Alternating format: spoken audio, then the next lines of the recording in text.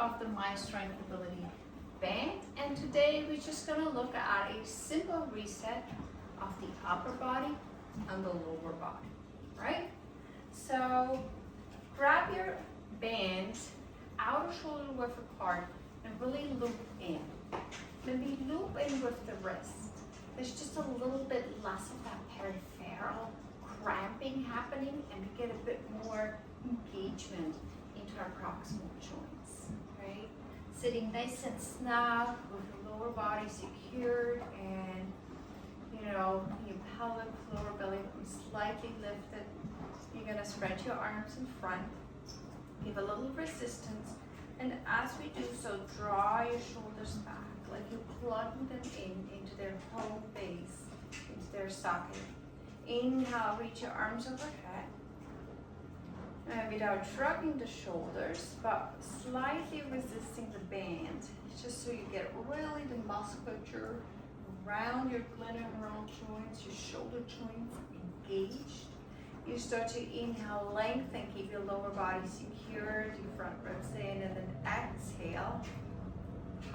Your belly even closer as you open it up into cactus arms. All right, let's repeat. Inhale, breath. Lengthen the arms without shrugging the shoulders. Keep that minimal resistance there to really engage those stabilizers. Exhale, draw it. Now, as we do that, 5 to 10 reps, make sure you align your head above your pelvis, right? Especially nowadays with being focused on screens, our head is often in a compromised position, so really draw it back and bring the back of your head, or your head in general, over the base of your pelvis. Inhale, lift up. Maybe you're already a little further down the reps than I am right now. Exhale. Inhale, this is the opening, the lengthening. And then exhale. Exhale, prolong your exhalation as you go into full capacity of the stretch in the front body. Inhale back up. And the engagement in the upper back body. All right. So 5-10 reps in. Once you're in, we go into a static stretch. So keeping your front ribs in, move the arms back, and stretch here through your pecs, engaging into the band while you mobilize your head left and right.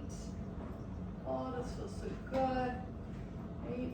First, just rotation, and then add a little combined motion here. Moving the chin along your collarbones. While you keep your chest open and your upper back working.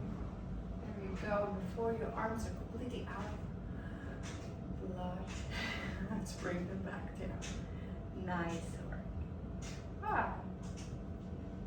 That is also known as position 1. Moving into position 2. We're gonna move the band behind our backs, and like one of these shoulder scrubbers, and we go in from the top to the end loop, right? And that's how we're gonna come onto all 4. Okay.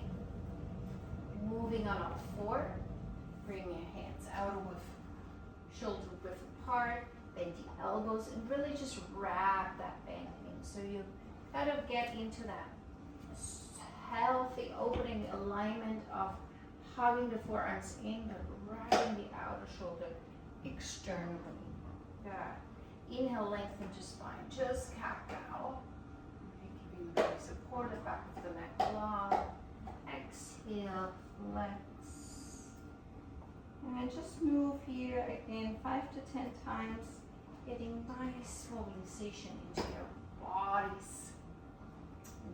Wetsuit, you could say, right, into the connective tissue, moving, or maybe stuck, and engaging, or maybe asleep.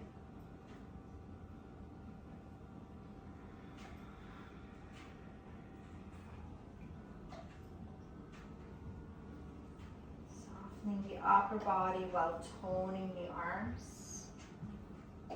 So I really want that bicep action, turning more forward, and tricep action, turning more back.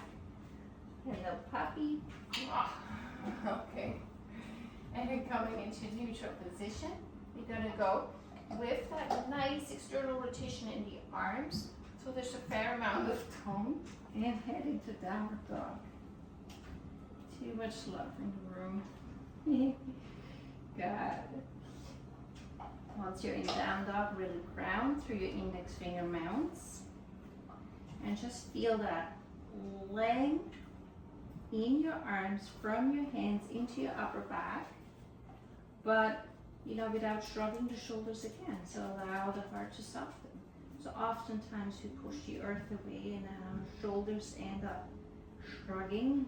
So allow the heart to soften as you keep really firm on. Feel free to step out right heel, left heel. Okay, whatever feels great.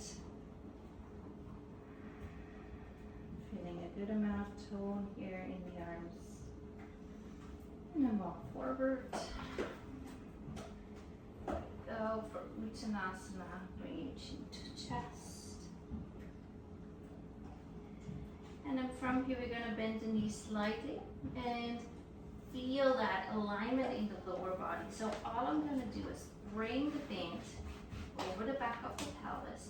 I bend my knees so I can now loop in big toe, pinky toe on each side. I'm wearing synthetic clothes, but even then, if you have enough tension, we'll go nice into the tissue. From this bend position, let's take Ardha Uttanasana. Now, the bend slipped up. That is great because it allows me to give feedback into the lumbar spine. I can now tell, am I flexing my spine or am I close to neutral position? So you want to get maximum length into the spine, back of the neck, while you keep the base of the big toe and heels evenly grounded. Exhale, folding. One more time. Inhale, hard on the Uttanasana. Right. Rooting through the feet, having a connection from the big toe mount all the way to the hips. The length of your neck. Exhale, folding.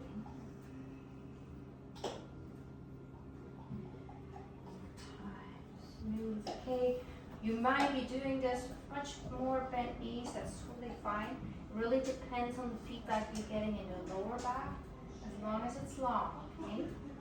Exhale. Yeah.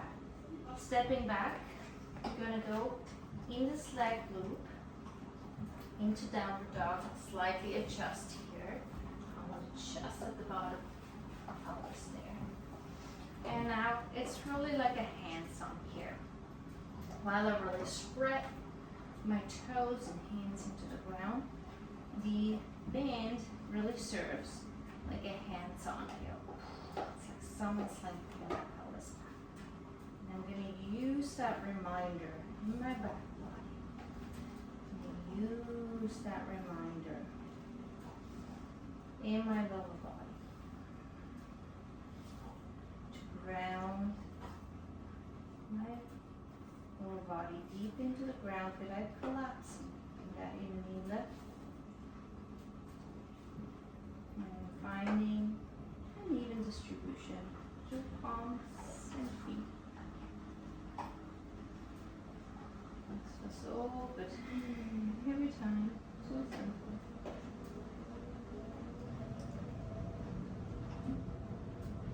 And there's lots we can do with the bend, but again, we said today, just about that one thing. Bend your knees. Yeah. Come down. Nice foot. Feet together. Pause. As you use. Palms facing up, elbows slightly closer. As you use your legs here, as a resistance to breathe into. So I'm taking a deep breath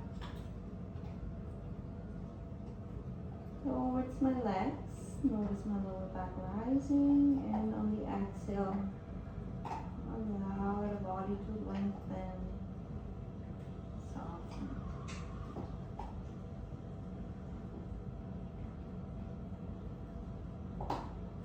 Nice.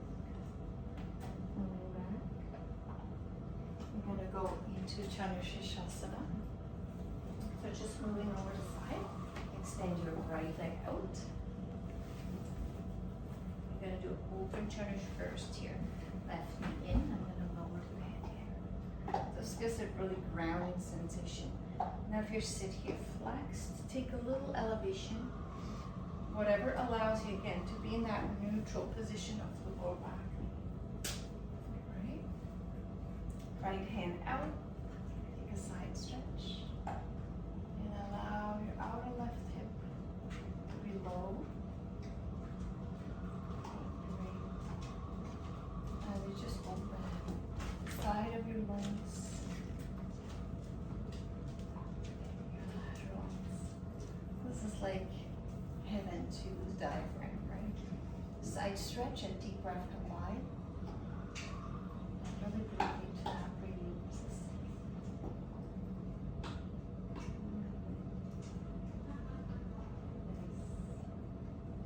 Okay, coming back. You're gonna undo this. And I'm gonna go a little tighter here with my left hand into the loop. Oh, tighten up. And you're gonna get some nice pick openings here. Yeah. So I'm taking that back into a cactus arm. Open through the chest. Engage back, round through the lower back, and then come into side stretch. With that rounding feeling through the lower back. My right arm's keeping the strap low. Inhale, open it up.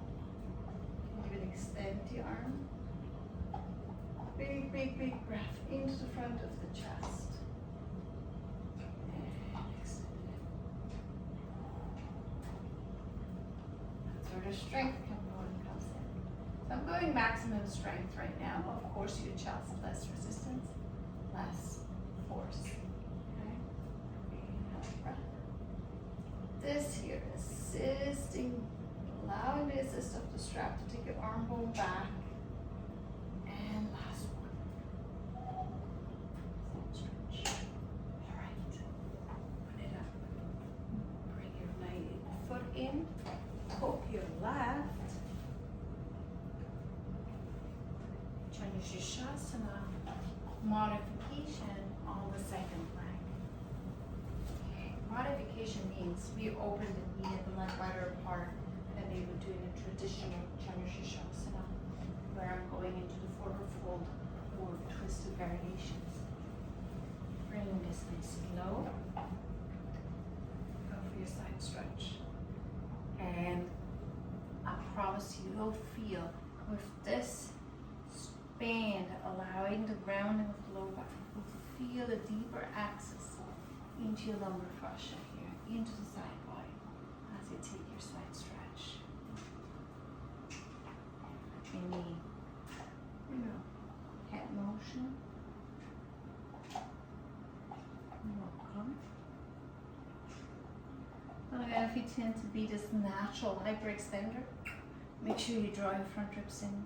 If you tend to collapse into flexion, make sure you open it up to balance your front and back body. Accessing the side body, and you can do this next stretch right now. This always requires a balance in front and back. If I'm hyperextended, or back bending, just not the same as in hyperextension. But what I mean is if I open the front, I access the front. If I open the back, I open the back. And if I balance front and back, I access the side. Oh, this is so good. Come back, pause, reset. And you're sitting bones low. Again, you want to always be sitting not behind your sitting bones, but really more towards your perineum. Yeah. onto your bent knee side. A little less firm here. There you go. And you were first working with the opening here. Cactus arms, just allowing going into resistance. The opening through the chest muscle, your pecs, major, a little bit the minor, get in there. And then we go into the side stretch. Now open. And side stretch.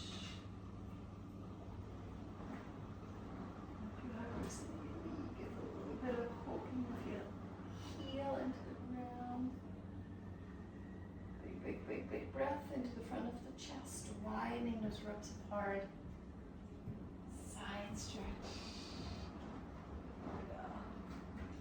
Nice work. And come back. Alright. Go back to seated position. Whatever seat may, work for you. Bring a little elevation. Half Ironman, whatever's right. Allow the sitting bones to anchor. Feel that inner body lift, like full presence to the inner body, engaging your Mula Bandha, Uddiyana Bandha, which is really a connection of the lower belly, hugging in between the earth, and that head alignment right above the head. Shoulders up. Reset for the day, the night, whatever is ahead. Thanks so much for watching.